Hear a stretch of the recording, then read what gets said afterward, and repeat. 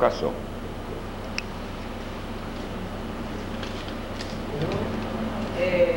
Quatro perguntas, mas bem curtas. Aí eu queria fazer essas perguntas, né? Duas subjetivas e duas bem objetivas.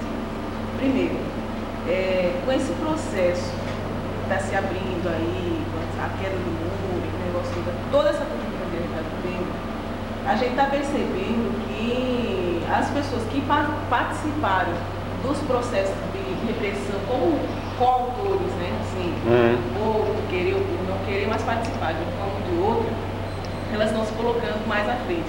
E aí a gente percebe que a direita, ela pode ter uma tática de dizer o seguinte, que não só a direita, mas a própria esquerda está envolvida na morte de militantes de esquerda. Então eu queria saber qual a sua opinião sobre isso. A segunda questão é o seguinte. Você não prefere ir por parte, não? Não, porque ela...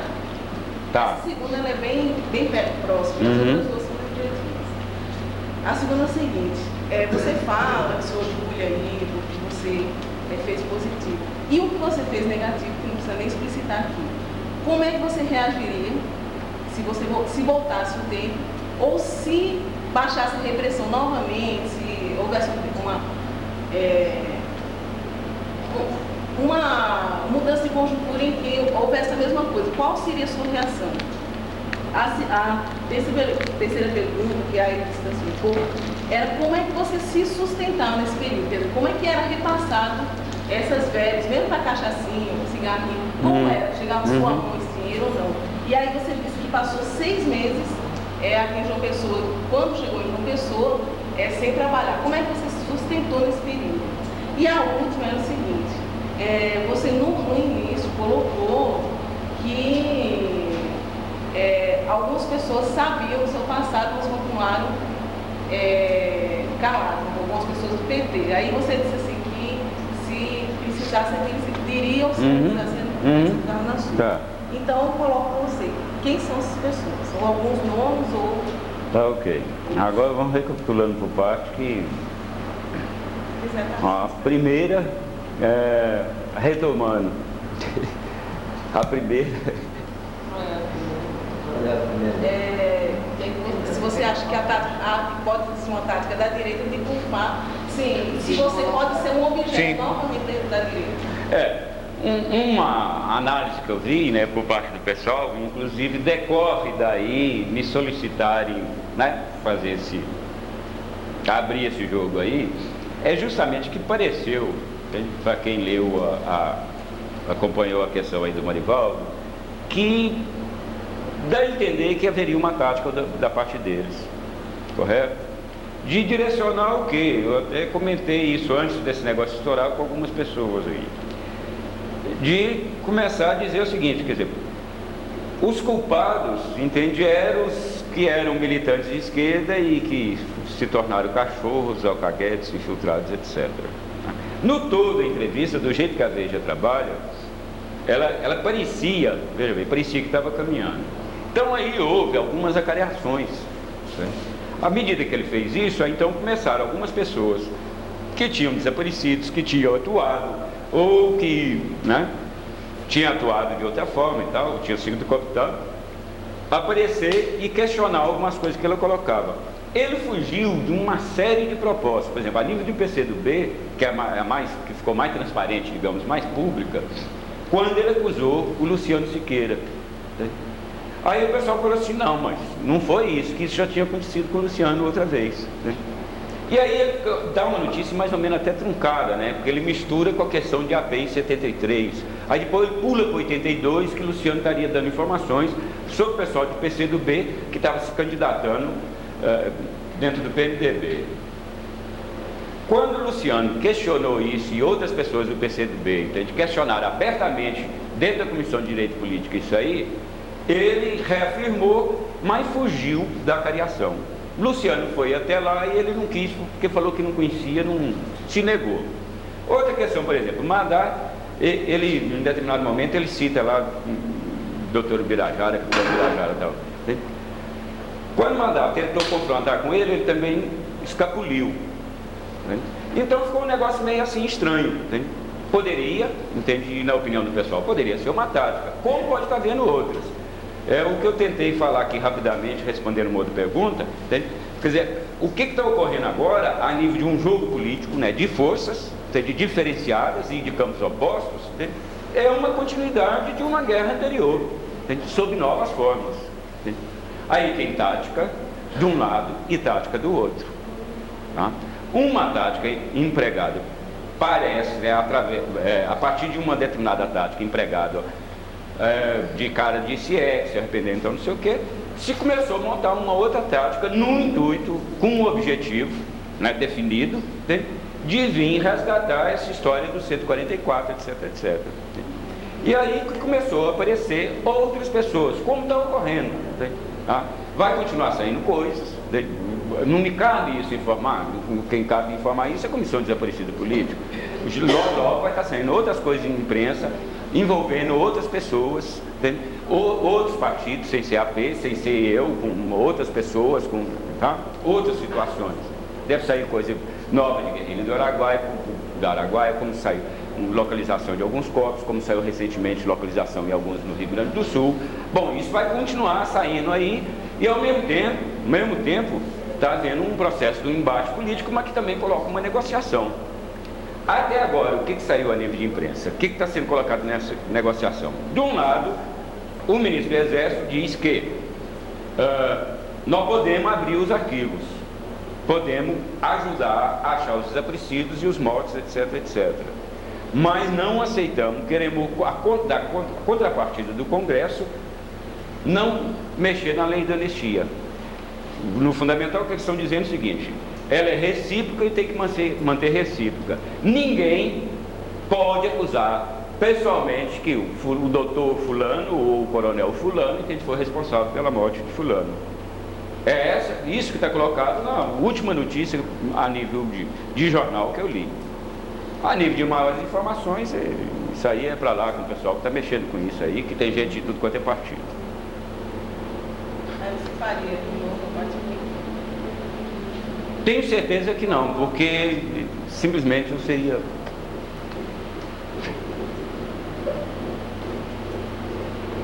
Agora, se você. Sim, eu não ficaria vivo para poder criar essa hipótese.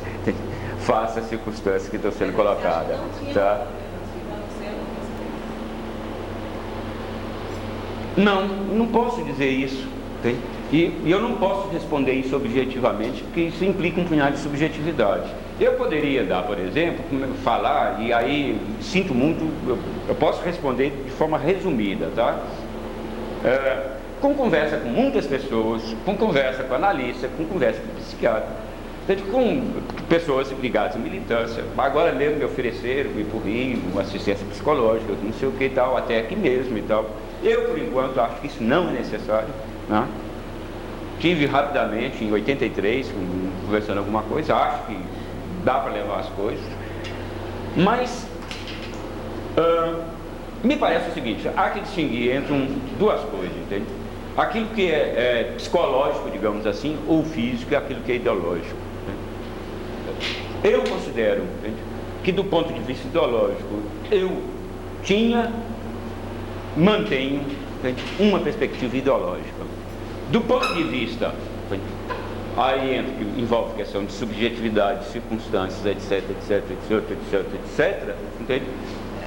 Pode ser denominado de covardia, de medo, bom, pode ser denominado de um punhado de coisa. Eu mesmo sei responder. Agora, assumo que eu fiz há muito tempo. E o que deu? Deu nisso. Eu posso começar a falar o tanto que isso é complicado para eu administrar essa questão, tá? Agora, isso aí, se eu começar a falar isso aqui agora, nós vamos passar uns 3 dias aqui. Não, acho que não. Mas não vou raciocinar em cima de hipótese. Como, por exemplo, eu não afirmaria em relação a ninguém, por exemplo, conhecendo pessoas, eu tomaria um exemplo de resistência à repressão, entendeu? Eu acho que, no meu entender, a mais expressiva que eu conheci foi de Manuel da Conceição, tá? e pelos relatos que eu conheço, foi a mais expressiva em termos de resistência. Eu considero que cá entre nós aqui, e de um punhado de gente que eu conheço, entende? Nenhum faria, nenhum quarto do que ele faria, não aguentaria. Então, perguntar isso para mim, se acontecesse de novo, se eu faria, entende? Acho que seria, se eles conseguiriam fazer isso de mim, entende? Eu acho que eu seria morto. Acho. Agora, responder em termos de hipótese, entende? É muito complicado. Eu acho que eu seria morto. E isso não ocorreria. E como é que você sustentou esses 6 meses? E quem são as pessoas que sabiam? Primeiro o seguinte, olha, eu fiquei 1 ano com bar, com 35 mesas de 6 lugares, e fim de semana tinha mais eventual 15 de 4 lugares. Eu dormia uma média de 4 horas por dia. Sábado para domingo, sexta passada, sábado para domingo eu não dormia. Eu tinha recurso. E outro é o seguinte, minha ex-companheira era professora de universidade, veio para aqui já com bolsa, etc, etc. E é só. E as pessoas que sabiam? Olha, eu vou colocar algumas coisas assim que me vem na cabeça assim, de momento, só para dar uma ideia. Ou pelo contrário, dar uma ideia mais geral. Entende? A partir de 83, obviamente. Leonora e minha irmã, elas combinaram entre si. Eu não sei se Leonora na época tirou cópia ou não tirou cópia. Bom, Léo conversou com um punhado de gente aqui. Entende? Que eu sei que sabe desde aquela época. Entende? Tem um punhado de gente aí de universidade, desde que Léo circulava na época a nível de universidade. Fora disso eu não sei. Em Brasília, Léo conversou com um punhado de gente, e Léo, uma militante antiga, ela conversou com diferentes pessoas de diferentes partidos. Tá? Em Goiânia, eu posso citar dezenas, mas ficaria nos que estão em evidência atualmente. A nível de Goiânia. Pedro Guimarães, foi candidato pelo PT, está lá na administração de não sei o quê, primo de Onestino, ele sabe isso desde a época.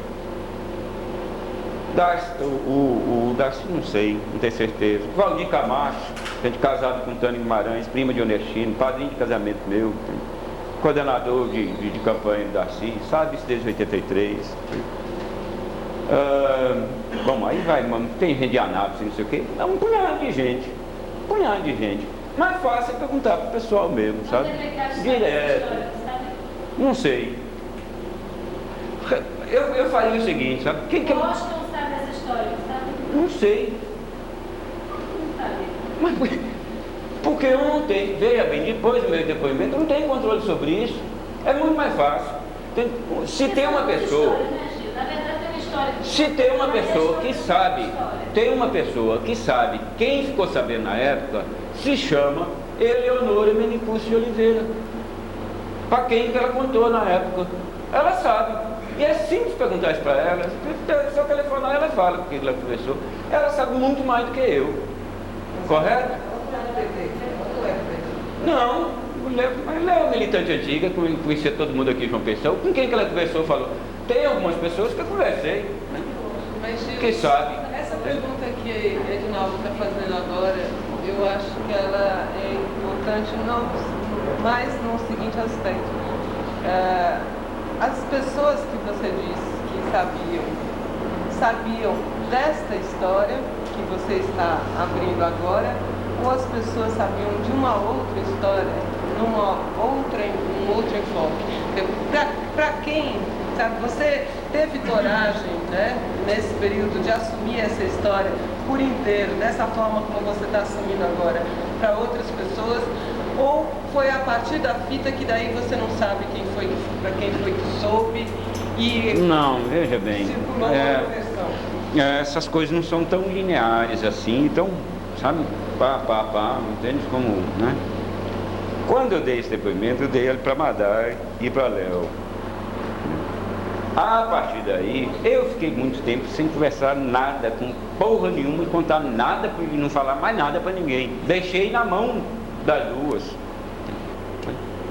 Eu me lembro como se fosse hoje. Eu cheguei em bar com uma mesa cheia de gente, conhecidos, militantes diversos de não sei o que e tal. Foi um tititi danado em cima da mesa. Uns ficaram putos da vida, falaram que se recusavam a ficar na mesa, outros ficaram, conversaram. Era conversa de boteco. Como é que isso aconteceu? Acho que a pessoa mais indicada, face às minhas condições de época, para poder relatar isso, e é por isso mesmo que foi procurada, entende? Que estava no domínio, entende? Das suas emoções e tudo mais, entende? Quem foi receptora disso? Entende? Que é Léo. Ela sabe muito mais de escrever isso aí do que eu mesmo. Ela sabe muito mais do que está nessa fita do que eu mesmo. Entende? Agora, por que isso? Olha, aí é difícil descrever, né, o grau de emoção, o grau de conturbação emocional que eu estava no momento, entende, que eu fiz esse depoimento. E é por isso mesmo que eu pedi que fosse gravado. Aí, eu não sei nem o que tem na fita. Sei que foi relatado tudo isso aí, foi aquele, digamos o seguinte, aquela catarse de descarregar, falar, eu sei que falei não sei quanto tempo, eu fiquei falando, e Léo, e Cláudio de Madal também entrou no processo emocional, e quem que administrou isso aí foi Léo, né? Agora, eu não sei nem o que está lá, né? Uma parte da minha pergunta você não respondeu. Depois desse teu depoimento, existiu e circulou uma outra versão dessa história, certo? E, bom, pelo menos digo, né, que o que eu sei é que havia uma outra versão dessa história e eu conheci uma outra versão dessa história, certo? E eu pergunto a você, por que é que você, durante esse tempo todo, deixou que essa outra versão, que era bem mais amena... Ninguém chegou... Eu não sei dessa história, certo? Dessa outra versão que você coloca. Eu gostaria de respeitar algumas pessoas. Mas, no entanto, né, face às circunstâncias... Por exemplo, eu sei que, não sei direito qual a época, desde que isso foi colocado, que...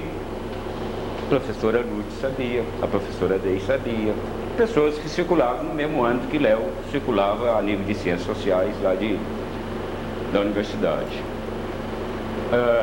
Fora disso, em outras áreas que Léo circulava, eu não sei com quem que ela conversou. Eu sei, entende, que tinha amigos meus, entende, gente inclusive de dentro do mestrado, entende, gente fora de mestrado, que na época já era de PT, entende, que sabiam da história desde a época. E que eu, além da questão de fita, algumas pessoas eu relatei. Entre essas pessoas eu vou citar, sem pedir licença para a própria pessoa, mais na confiança, o fácil conhecimento que a gente tem, o Tec e Tereza. Eu queria perguntar, com relação a